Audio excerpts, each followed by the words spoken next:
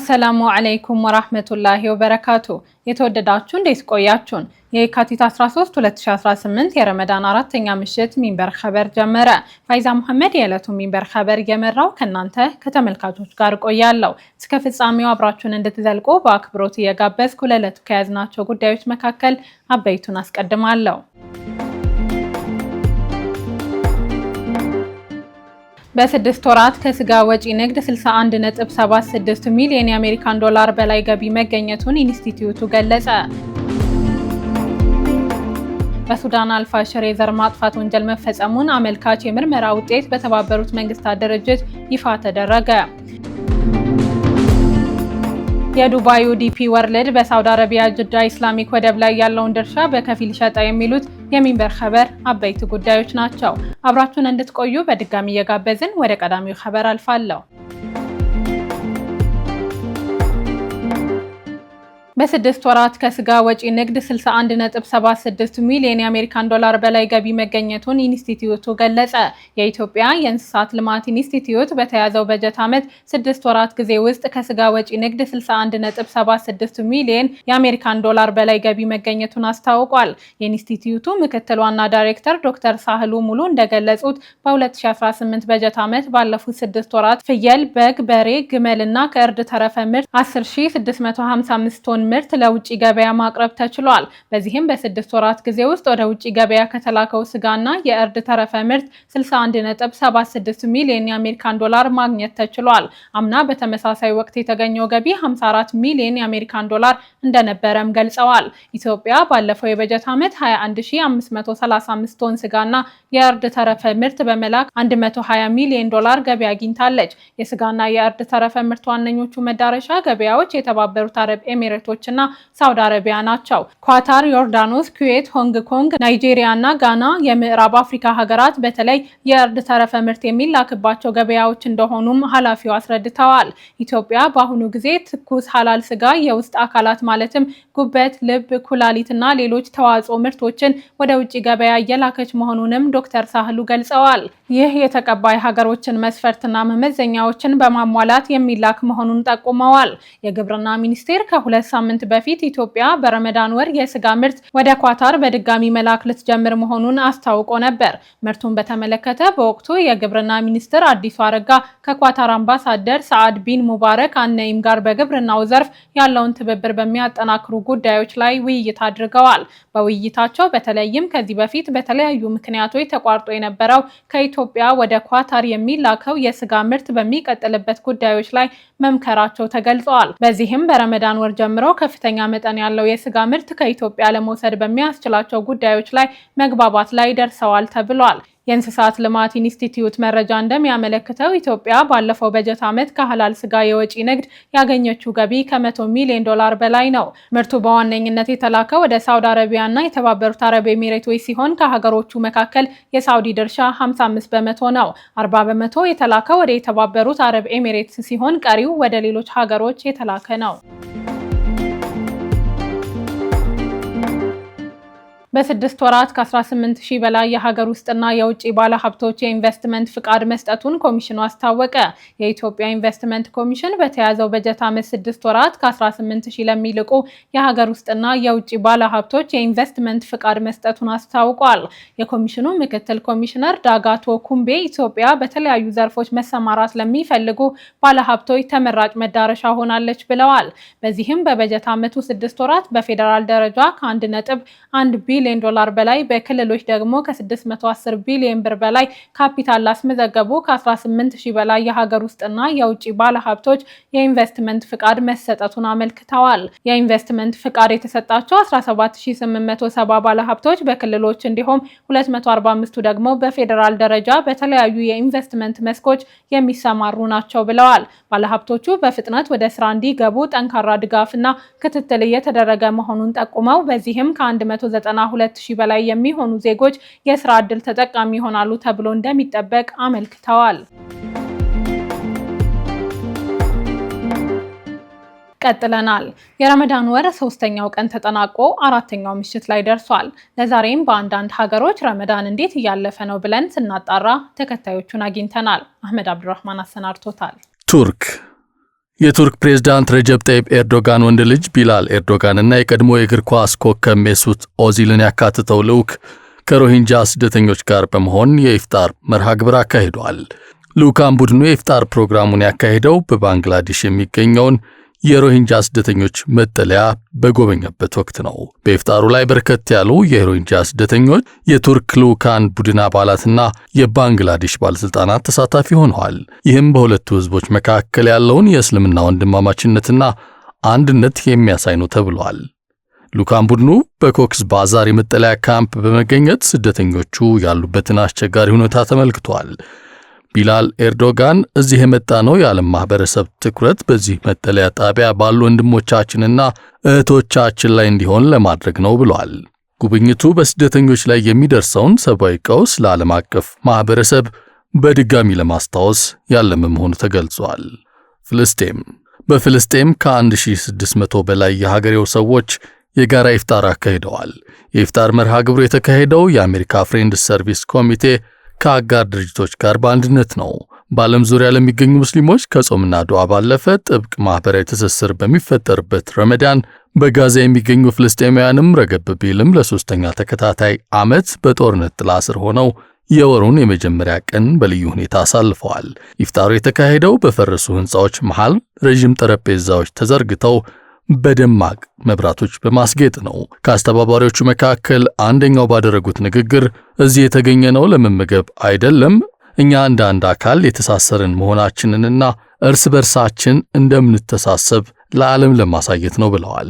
አክለውም ብቻችሁን አይደላችሁም፣ መፈናቀላችሁ ቢለየንም በዚህ የኢፍጣር ማዕድ ላይ ወንድማማችነታችንና እህትማማችነታችንን ለማጠናከር በትብብር እንቆማለን ሲሉ ተደምጠዋል። ኢራን በኢራን በረመዳን የመጀመሪያ ቀን መሪው አሊ ኹሜይኒ በተገኙበት የጋራ የቁርአን ንባብ ቆይታ ተካሂዷል። ይህ መርሃ ግብር በየዓመቱ በረመዳን የመጀመሪያ ቀን ይደረጋል። በቴህራን በሚገኘው በኢማም ኹሜይኒ እስላማዊ ማዕከል በተካሄደው በዚሁ መርሃ ግብር ላይ በቁርአን ንባብ ክህሎት ታዋቂ ሀገር ውስጥና የውጭ ሀገር ሰዎች፣ የሃይማኖት ሊቃውንትና ተማሪዎች ታዳሚ ሆነዋል። ቅዱስ ቁርአንን ለማወቅ የሚደረግ ጉባኤ በሚል የተካሄደው መርሃ ግብር የተከናወነው ሐሙስ ከሰዓት በኋላ መሆኑን የሀገሪቱ መገናኛ ብዙሃን ዘግበዋል።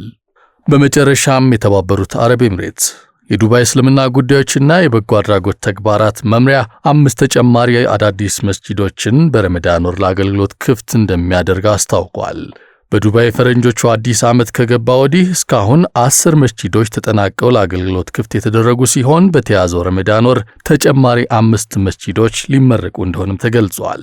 የመስጂዶች ግንባታና ማስፋፊያ ፕሮጀክት በዱባይ እየታየ ያለውን ፈጣን የህዝብ ቁጥር መጨመርና የከተማዋን መስፋፋት ታሳቢ በማድረግ የተሰራ ነው ተብሏል። አዳዲስ የተገነቡት መስጂዶች በተለይም በቅርብ በተመሰረቱ የመኖሪያ መንደሮች ውስጥ ለሚገኙ ምዕመናን በቅርብ ርቀት የአምልኮ ስፍራዎችን እንዲያገኙ ለማስቻል እንደሆነም ተገልጿል።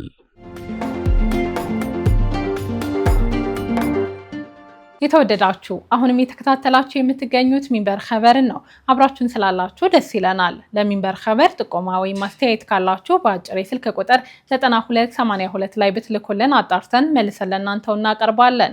የሚቀናችሁ ማህበራዊ ሚዲያ ከሆነ በሁሉም አማራጮች @ሚንበር ቲቪ ብላችሁ ብትፈልጉን ታገኙናላችሁ። ድረገጻችንን www.minbertv.com ብትጎበኙ ደግሞ አዳዲስ መረጃ ታገኛላችሁ። አሁን ደግሞ የዕለቱን አብይ ጉዳይ እናስታውሳችሁና እንመለስ። በ6 ወራት ከስጋ ወጪ ንግድ 61.76 ሚሊዮን የአሜሪካን ዶላር በላይ ገቢ መገኘቱን ኢንስቲትዩቱ ገለጸ። ከቆይታ በኋላ የዱባዩ ዲፒ ወርልድ በሳውዲ አረቢያ ጅዳ ኢስላሚክ ወደብ ላይ ያለውን ድርሻ በከፊል ሸጧል። እንመለስበታለን፣ ይጠብቁን። በሱዳን አልፋሽር የዘር ማጥፋት ወንጀል መፈጸሙን አመላካች የምርመራ ውጤት በተባበሩት መንግስታት ድርጅት ይፋ ተደረገ። የተባበሩት መንግስታት ድርጅት በሱዳን ባካሄደው ምርመራ በሰሜን ዳርፉር ግዛት ዋና መቀመጫ አልፋሽር ከተማ በፈጥኖ ደራሽ ኃይሎች በጥቅምት በተፈጸመው ጥቃት የዘር ማጥፋት ወንጀል መፈጸሙን በሪፖርቱ ይፋ አድርጓል።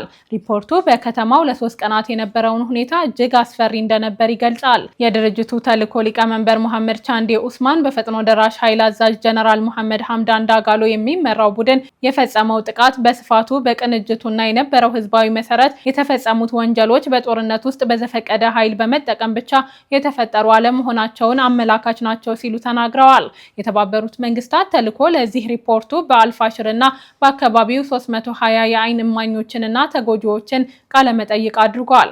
የቡድኑ አባላት ወደ ቻድና ደቡብ ሱዳን የምርመራ ጉብኝቶችን አካሂደዋል። በወቅቱ በተፈጸመው የዘፈቀደ ግድያ ጎዳናዎች በደም ተሞልተው ይታዩ እንደነበረም አስፍሯል። በተጨማሪም ሪፖርቱ አረብ ያልሆኑ ማህበረሰቦች በተለይም ዛጋዋ የተባሉ ሴቶችና ልጃገረዶች ላይ የወሲብ ጥቃት የተፈጸመባቸው የፈጥኖ ደራሽ ኃይሎች አልፋሽርን ከተቆጣጠሩ በኋላ መሆኑን ያመለክታል። ጥቃቱ የተፈጸመባቸው ነፍሰ ጡር ሴቶችን ጨምሮ ከ7 እስከ 70 ዓመት ባለው የዕድሜ ክልል ውስጥ የሚገኙ ሴቶችና ልጃገረዶች ናቸው። የተባበሩት መንግስታት ድርጅት ቀደም ሲል ባወጣው መረጃ ፈጥኖ ደራሽ ኃይሉ አልፋሽርን ከተቆጣጠረ በኋላ በ3 ቀናት ውስጥ ብቻ 6000 ሰዎች መገደላቸውን ሲገልጽ የብሪታንያ የፓርላማ አባላት ደግሞ በአጠቃላይ ከ60,000 በላይ ሰዎች መገደላቸውን ሪፖርት አድርገዋል። የከተማዋ 150,000 ገደማ ነዋሪዎችም የደረሱበት አልታወቀም።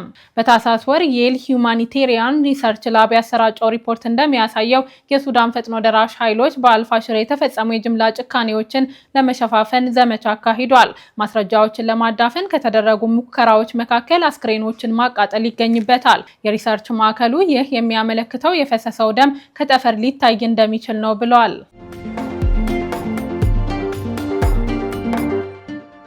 የዱባዩ ዲፒ ወርልድ በሳውዲ አረቢያ ጅዳ ኢስላሚክ ወደብ ላይ ያለውን ድርሻ በከፊል ሸጠ። በጭነት ሎጂስቲክስ፣ በወደብ ተርሚናል ስራዎች፣ የባህር ላይ አገልግሎቶችና የነፃ ንግድ ዞኖች ላይ የሚንቀሳቀሰው የዱባዩ ዲፒ ወርልድ በሳውዲ አረቢያ በጅዳ ኢስላሚክ ወደብ ተርሚናል ውስጥ ያለውን ድርሻ በከፊል የሸጠው ለዴንማርኩ የሎጂስቲክስ ኩባንያ ኤፒ ሞለር ሜርስክ ነው። ድርጅቱ ባወጣው መግለጫ ሁለቱ ኩባንያዎች በጅዳ ኢስላሚክ ወደብ በደቡባዊው ኮንቴነር ተርሚናል ስትራቴጂካዊ አጋርነት ለመመስረት ከስምምነት ላይ መድረሳቸውን አስታውቋል። በስምምነቱ መሰረት ሜርስክ በተርሚናሉ ውስጥ የ37.5 በመቶ አናሳ ድርሻ ሲያገኝ ዲፒ ወርልድ ደግሞ የ62.5 በመቶውን የአብላጫ ድርሻ ይዛል። ዲፒ ወርልድ በሳውዲ አረቢያ ውስጥ ከፊል ድርሻውን ለሜርስክ የመሸጡ ዜና የተሰማው ሳዑዲና የተባበሩት አረብ ኤሚሬቶች ቀይ ባህርን ጨምሮ በየመንና ሱዳን ልዩነታቸው በሰፋበት ወቅት ነው። ሁለቱ ሀገሮች በማህበራዊ ትስስር መድረኮች ላይ ከፍተኛ የሚባል ዲጂታል ውጊያ ላይ ተሰማርተዋል። የሳውዲ አረቢያ ተጽዕኖ ፈጣሪዎች አቡዳቢ ከእስራኤል ጋር ያላትን የጠበቀ ግንኙነት ያወግዛሉ። የሁለቱን ሀገሮች ውዝግብ በተመለከተ ሚድል ኢስት አይ በቅርቡ ባወጣው ዘገባ አረብ ኤሚሬትስ ሳውዲ አረቢያን በጸረ ሴማዊነት እንዲኮንኑ በእስራኤል ደጋፊ የአሜሪካ ሎቢ ቡድኖች ላይ ጫና ማሳደራቸውን አጋልጧል። ዘገባው የጅዳ ኢስላማዊ ወደብ ደቡባዊ ኮንቴነር ተርሚናል የኤሚሬትስ ባለቤትነት የሁለቱ ሀገሮች ምንም እንኳን ልዩነታቸው ቢሰፋም በኢኮኖሚ እርስ በርስ የተሳሰሩ መሆናቸውን ያረጋግጣል ብለዋል። ዲፒ ወርልድ በመካከለኛው ምስራቅና በአፍሪካ ውስጥ ለአረብ ኤሚሬትስ ኃይሏንና ተጽዕኖዋን ለማሳየት ቁልፍ ሚና ሲጫወት መቆየቱ ይነገራል። ዲፒ ወርልድ እስራኤል በቅርቡ የሀገርነት እውቅና በሰጠቻት ሶማሊላንድ የበርበራ ወደብ ባለቤት ነው። ወደቡ ከኢትዮጵያም ጋር ስሙ የሚነሳ ነው። በተባበሩት አረብ ኤሚሬትስ የፌዴሪ ልዩ መልእክተኛና ባለሙሉ ስልጣን አምባሳደር ጀማል በከር እና የዲፒ ወርልድ ዋና ስራ አስፈጻሚ ሱልጣን አህመድ በኢትዮጵያና በኩባንያው መካከል ያለውን ስትራቴጂካዊ አጋርነት ለማጠናከር ያለመ ውይይት ባለፈው ዓመት ህዳር ወር አድርገው ነበር።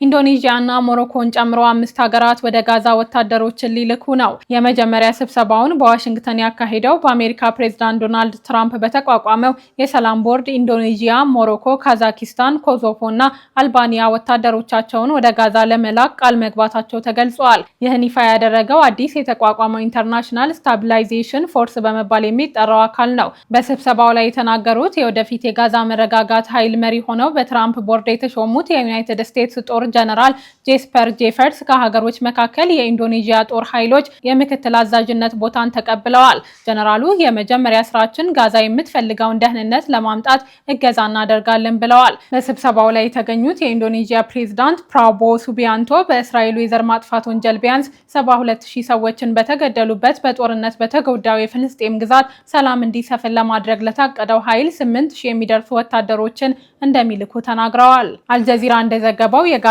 መረጋጋት ኃይል እንደ የተባበሩት መንግስታት ወይም የአፍሪካ ህብረት ካሉ ባለብዙ ወገን ድርጅቶች ከተሰማሩ ሌሎች የሰላም አስከባሪ ኃይሎች ይለያል።